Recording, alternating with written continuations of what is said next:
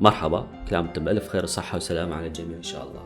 فيديو اليوم بينه 3 أجزاء. الجزء الأول راح نشتغله بالإلستريتر، راح نستثمر لوجو الراديو ونحوله إلى أيقونة تخص العيد.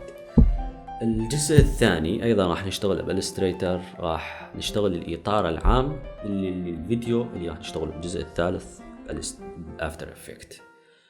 فهذا الموضوع راح ياخذ وقت كلش طويل، لكن راح أحاول أختصره عن طريق تسريع الفيديو حتى يلائم منصة الانستكرام، ومستقبلا إذا استمريتوا على الفيديوهات راح أعمل قناة على اليوتيوب إن شاء الله. أتمنى يعجبكم هذا الفيديو، يلا خلينا نبدي.